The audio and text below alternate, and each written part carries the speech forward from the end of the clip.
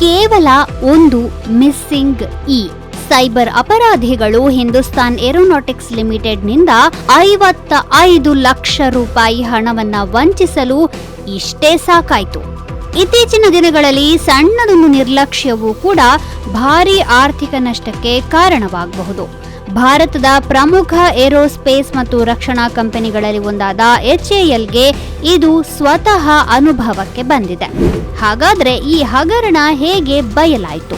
ನಿರ್ಣಾಯಕ fighter jet ಘಟಕಗಳನ್ನು ಪಡೆಯಲು HAL ಆಗಾಗ್ಗೆ ಅಂತಾರಾಷ್ಟ್ರೀಯ ಪೂರೈಕೆದಾರರೊಂದಿಗೆ ಕೊಲಾಬರೇಟ್ ಮಾಡ್ತಾ ಇರುತ್ತದೆ. 2024ರಲ್ಲಿ HAL ವಿಮಾನ ಭಾಗಗಳಿಗಾಗಿ US ಮೂಲದ ಕಂಪನಿಯಾದ PS ಎಂಜಿನಿಯರಿಂಗ್ ಇನ್ಕಾರ್ಪೊರೇಷನ್ ಜೊತೆ ಚರ್ಚಿಸುತ್ತಿತ್ತು.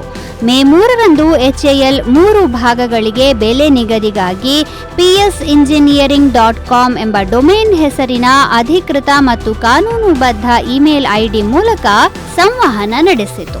ಆದರೆ ಅವರಿಗೆ ತಿಳಿಯದಂತೆ ಸೈಬರ್ ಅಪರಾಧಿಗಳು ಅವರ ಮಾತುಕತೆಗಳನ್ನು ಗೌಪ್ಯವಾಗಿ ಮೇಲ್ವಿಚಾರಣೆ ಮಾಡ್ತಾ ಇದ್ರು ಎಂದು ವರದಿಯಾಗಿದೆ.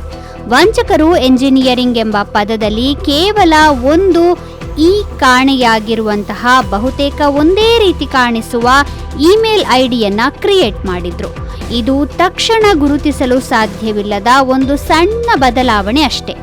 ಈ ಫೇಕ್ ಇಮೇಲ್ ಐಡಿಯಿಂದ ಕಾನೂನುಬದ್ಧ ಮಾರಾಟಗಾರರಂತೆ ನಟಿಸಿದ ಸ್ಕ್ಯಾಮರ್ಗಳು ಬದಲಿ ಬ್ಯಾಂಕ್ ವಿವರಗಳನ್ನು ಒದಗಿಸಿದರು.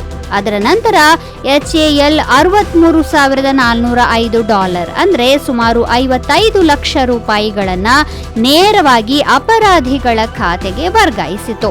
PS ಎಂಜಿನಿಯರಿಂಗ್ HAL ಅನ್ನು ಸಂಪರ್ಕಿಸಿ ತಾನು ಯಾವುದೇ ಪಾವತಿಯನ್ನ ಸ್ವೀಕರಿಸಿಲ್ಲ ಮತ್ತು ಆದ್ದರಿಂದ ಬಿಡಿ ಭಾಗಗಳನ್ನು ತಲುಪಿಸಲು ಸಾಧ್ಯವಿಲ್ಲ ಅಂತ ಹೇಳಿದಾಗಲೇ ಸತ್ಯ ಗೊತ್ತಾದ್ದು.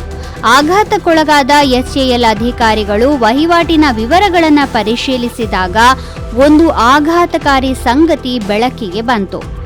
ಒಂದು ಲೆಟರ್ ಮಿಸ್ ಆಗಿರುವಂತಹ ಇಮೇಲ್ ವಿಳಾಸವು ಅವರ ದಾರಿ ತಪ್ಪಿಸಿ ಹಣವನ್ನ ವಂಚಿಸಿತು. ಈ ವಿಷಯ ಬಹಿರಂಗವಾದ ನಂತರ ತಕ್ಷಣದ ತನಿಖೆಯನ್ನ ಪ್ರಾರಂಭಿಸಲಾಗಿದ್ದು ವಂಚಕರ ಪತ್ತೆ ಇನ್ನಷ್ಟೇ ಆಗಬೇಕಿದೆ. ಇಂತಹ ಪ್ರಕರಣ ನಡೀತಾ ಇರೋದು ಇದೇ ಮೊದಲಲ್ಲ.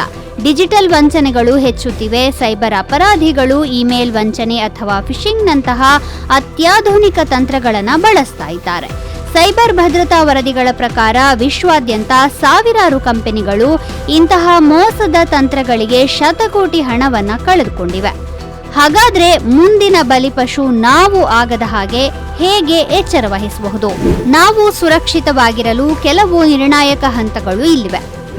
ಇಮೇಲ್ ವಿಳಾಸಗಳನ್ನು 2 ಬಾರಿ ಪರಿಶೀಲಿಸುವುದು.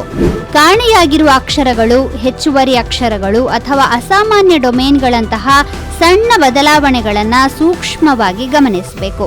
ಪಾವತಿಸುವ ಮೊದಲು ಪರಿಶೀಲಿಸುವುದು.